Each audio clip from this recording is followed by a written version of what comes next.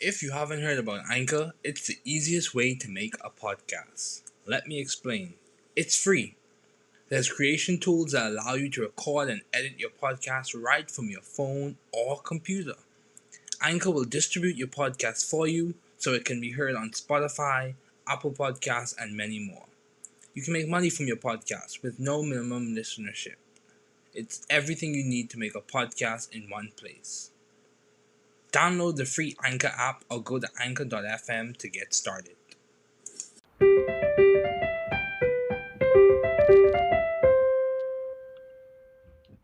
Welcome to the new Chemist. We're glad you're listening. Feel free to download this podcast on Google Podcasts, Apple Podcasts, and Spotify. Here on the new Chemist, we discuss chemistry, which simply put is the science of change, as well as careers, community research, and COVID-19. We're happy you're tuning in. My guest today is an emergency medicine resident at Northwestern University, Tommy. Thanks for joining me this morning. It is good to hear from you. Just briefly, I'll inform my audience about you. Tommy completed his undergraduate career at the Georgia Institute of Technology and graduated summa cum laude with a Bachelor's of Science in Biomedical Engineering. Tommy went to medical school at the Medical College of Georgia in Augusta and graduated in the top 10% of his class. He's now doing an emergency medicine residency at Northwestern University in Chicago, Illinois. His interests include pre-hospital communication, ultrasound, and medical education. Please welcome Tommy.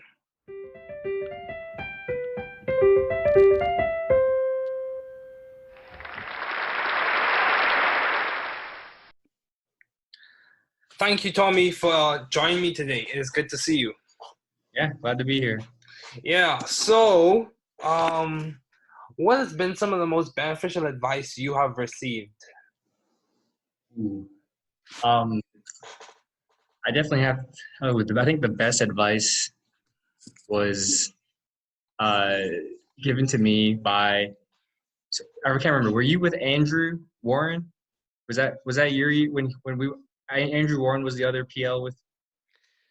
Who was the other PL? Was it Rushi? Yeah, it was Rushi. Okay, so the year before, I had working with another. He was a senior at that time. His name's Andrew Warren. He's he's also an emergency medicine resident now over in Florida. Okay. I think his biggest advice that always stuck to me is just like, don't be a douche, you know. Okay. Like, yeah. So I don't know. I think I took it to heart because there's a lot of. I feel like in the medical field, you know, there's a lot of personalities. You know, surgeons have big egos. A lot of people, you know, think they're you know the best, and you know probably are. But you know, just take everything with a grain of salt, and you know, if they say something to you, don't react to it. Just kind of take it as it is. Just, you know, that's just who they are. Just play it off. I think that kind of goes a long way because I've seen a lot of my peers when like someone says something to them and they react negatively. Okay. Then that goes, you know, that can go really, really bad. And it's not, you know, it's not their fault because that's a reaction to most of the situations that they were put in. But you know, it's just kind of how life is, you know. Kind of just have to suck it up sometimes and, you know, deal with it. But life goes on and it gets better. Yeah, it gets better. Yeah, I agree. Yeah, you can't take everything like personally. Yeah, even though sometimes you feel led to, but you can't. Yeah. So, do you have any advice to those wanting to pursue the field you're currently studying in as an emergency medicine resident at Northwestern? Yeah, I'd say just keep an open mind. There's, you know, medicine is such a broad field. If you know, emergency medicine is something you're truly passionate about, just kind of get your feet wet before making a decision. Because I've seen a lot of people, you know, they're gung-ho emergency medicine up until their third or fourth year of medical school, and then when they actually do it, they realize, you know, this is not for them. So just, you know, keep an open mind and be willing to try everything and do everything, because you'll never know what you'll enjoy in life. Okay, yeah, dude, that's good. So, in terms of your long-standing interest in the field of science, what have those been? I'm just curious to know, what have been your long-standing interest in the field of science? So I guess not so much as science, but I feel like education has always been something that I've been passionate about. And just pursuing like education. So when I was an undergraduate, I worked as a TA in medical school. I worked as an anatomy TA as well. I'm just kind of pursuing the advancement of both medical education for students and learners, and as well as patient education. I feel like there's a large component. Kind of one of the reasons why I wanted to do emergency medicine was, you see all these patients come in, they don't know why they're taking the medicine, they don't know what hypertension is, they don't know what hyperlipidemia is, and nobody's took the time to just sit with them and talk with them. Explain, this is XYZ, this is why you have to take your medicines because of XYZ. And that kind of education component goes a long way in patient care. Yeah, I would say patient education is very important because, even when I volunteered at Winship Cancer Clinic, Midtown, Emory, when I was at Georgia Tech, one of the things, they had booklets and like other resource materials there for patient education, because it was so important for the cancer patients to know what they're going through and why they're going through it. So how do you maintain view of the bigger picture in your career and in your life in general? Even when you face challenges and circumstances, as you were saying, sometimes you have to deal with negative comments or criticisms or whatever the case may be. How do you maintain view of the bigger picture? I mean, a couple things. So one is just taking each day, one day at a time, and not, if the past is in the past, you can think about it, worry about it, but just it's happened, it's done. Don't worry too much about it, just because you kind of have to keep moving forward if you make mistakes. And then kind of in the bigger picture, just appreciating, why I wanted to do this, why, my passion is for helping people. Just keep remembering that I'm doing it for the patients, even though the hours are long, the work kind of sucks sometimes, and the patients most of the time are not grateful and for the work that you do. Just understanding that, you're helping them, you're giving back to the community, and in the long term, hopefully you're making a difference. Wow. So yeah, that's good. So you're saying the thing that keeps you going, and the thing that gives you or maintains your view of the bigger picture is the idea of making a difference and your passion for the field. Yeah, that's good. That's good. So how have you been adaptive and creative in the field of science? In what way have you been adaptive or creative, even as a student? Yeah.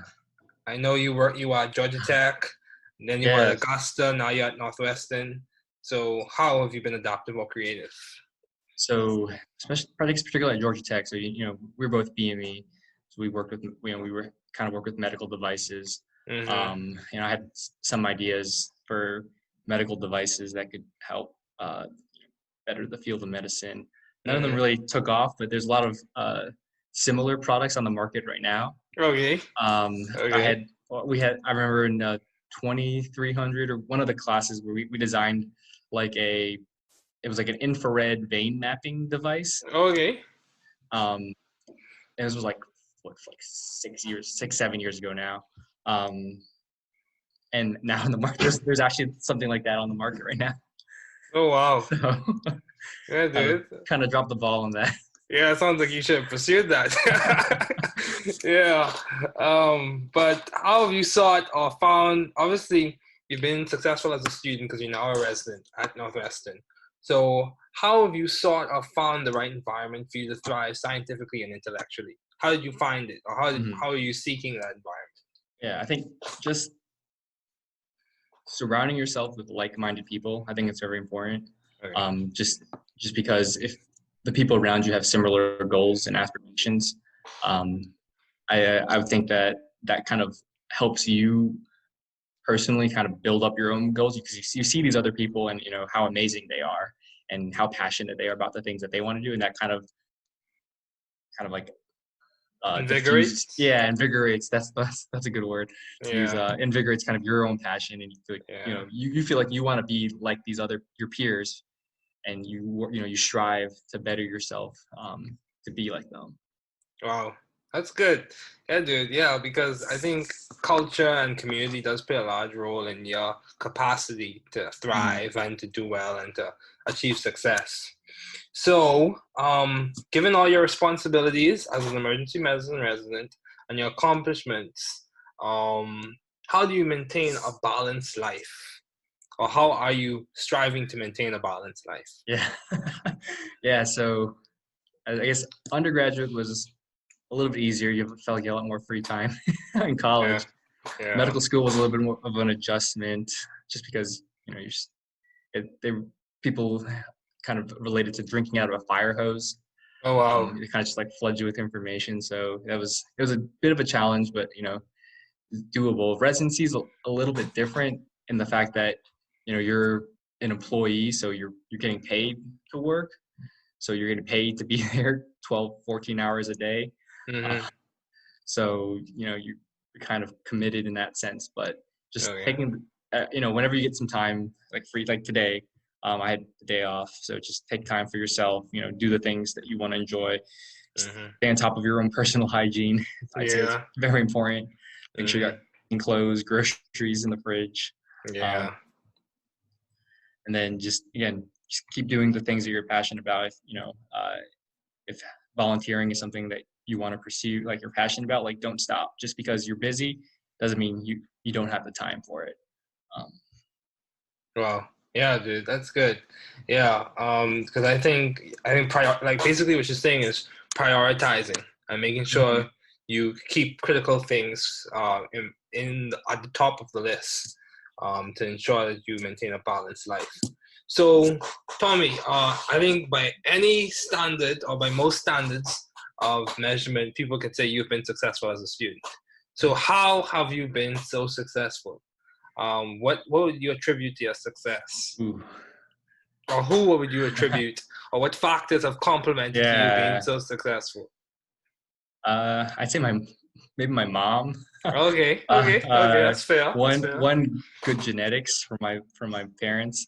Okay. Two, they when I was growing up, they kind of pushed me to always try my best at everything, and they if I ever failed at something, they always kept pushing me to keep trying, but never in the way that was like like negative to my self esteem. It was always like in a positive way.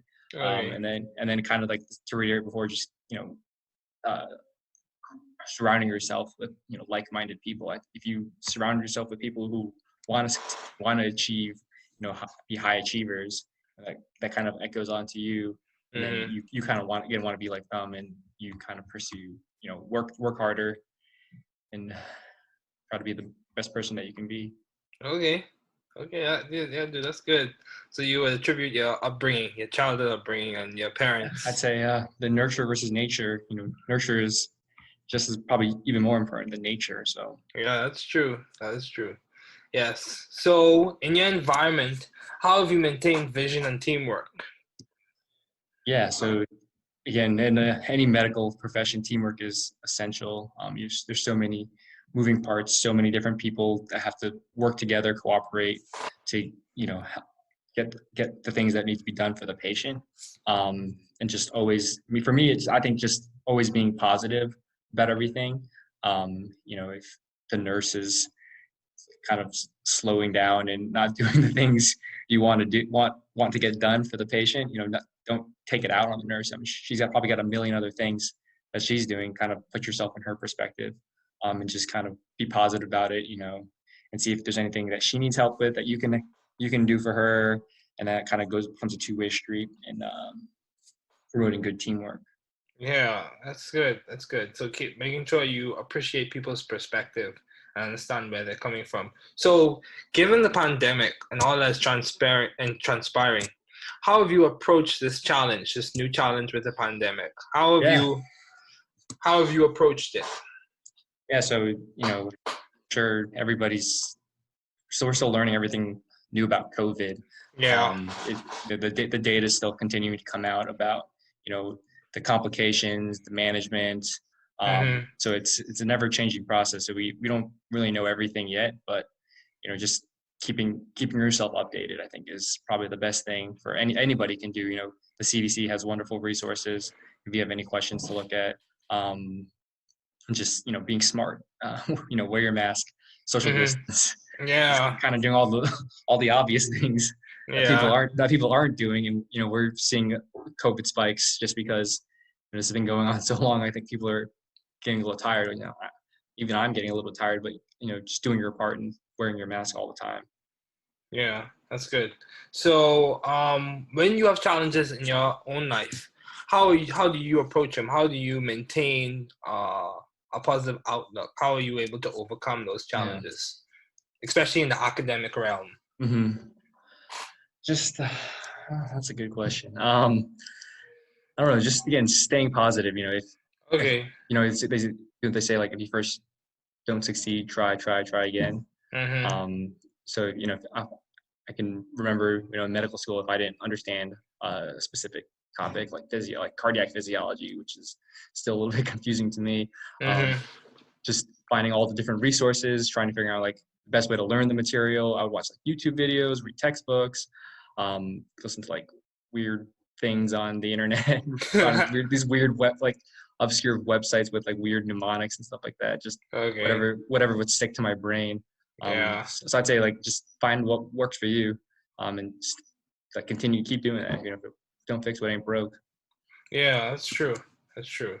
So you mentioned how when you entered medical school, it almost was like you were drinking from a fire hose. Yeah. So, and I take it that's not just a medical school thing. I think that's a professional school thing as well, like graduate school as well. So Mm-hmm. how were you able to mitigate that or manage amidst that? Because you graduated from medical Yeah. school, so how were you able to mitigate that? Mm-hmm.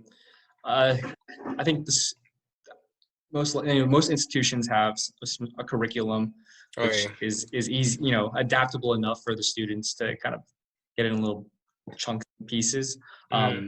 But it's more of like the synthesizing is the higher level order thinking. Mm-hmm. I'd say just the more experience you have doing the thing that you're learning about. If I have some friends who are he's getting his PhD in electrical engineering. Okay. So just the more exposure just from talking to him, the more exposure he has to his research, the more he gets involved in these things, like kind of the more he's absorbing the information, the better it's retained. And the same thing Okay. applies to like any medical profession. Seeing patients, actually doing things in the clinic, sticks better than just reading it in a textbook, because you can remember, Yeah. that patient had that weird disease, and these are the things that I did for that patient. So, those are the things associated with that disease. It's easier to remember than page 300 of the textbook. It said X, Y, and Z. Okay. Yeah, that's true. So, taking it back a bit, why did you choose BME as a field to major in? Why did you choose Yeah. BME? So I was always interested in like medicine, Okay. but when I went to Georgia Tech, I was like, I love like building things and working with my hands. So engineering sounded okay too. So biomedical engineering kind of Okay. has both those words in it. Oh, okay. That was Okay. kind of how I came to that decision. I really did enjoy the engineering aspects. The engineering classes were really helpful, kind of insightful for like other things, but just personally, I like talking to people more than sitting in like at a desk all day. Yeah, I agree. I like the personal aspect of science education and science. So, given that you chose BME, why did you choose medicine as a field to do your doctoral studies in, as opposed to doing a PhD in BME? Yeah, that could have been my fallback Okay. if I didn't get Okay. into medical school. Okay. But I don't know. I just, you growing up, you go over to see your doctor, and like you feel like there's this like wealth of knowledge and information, and people trust their physicians with, their lives, and Mm-hmm. rightfully so. And kind of just that ability to change lives, and make a difference made me want to pursue medicine more than engineering. Not to say that engineers probably do way more than I do right now, and changing lives. Like these pacemakers these patients have are crazy. Mm-hmm. save millions of lives. But in there, it's a team of engineers that designed this, and we just put them in and make sure everything looks okay. Yeah, that's good. That's good. So as we conclude, I have one more question to ask you. What have been your most effective and impactful ideas to date? If you had to think of one idea you've had or that's been given to you or you worked along with, what has been one of your most effective and impactful ideas? Ooh. I feel like, I guess not necessarily an idea, but I feel like my most impactful role was being a PL. I feel like I got to change a lot of people's lives. You know, I'm doing this interview with you right now. Yeah, that's true. I've gotten some like texts and like Facebook messages from like past freshmen that I've had.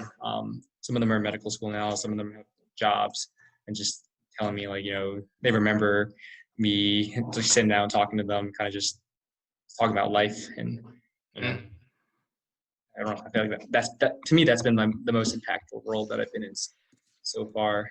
Yeah, and I would agree with you because I would say I benefited from being on the PL ship or however you call it, coin the term for it. Because even when I was a BME student, I was able to come back and get beneficial help or feedback, especially for 2210. I remember those days. I remember those days too. Yeah, so yeah, man, it was good to have you on. Thanks for joining me today. Yeah, thanks for having me.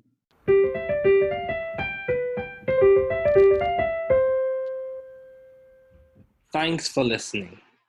We're glad you were able to tune into this podcast. Once again, this is The New Chemist, where we discuss chemistry, which simply put is the science of change, as well as the other sciences, careers, community, research, and COVID-19. Thanks again for listening. Note, the views on this podcast represent those of my guests and I.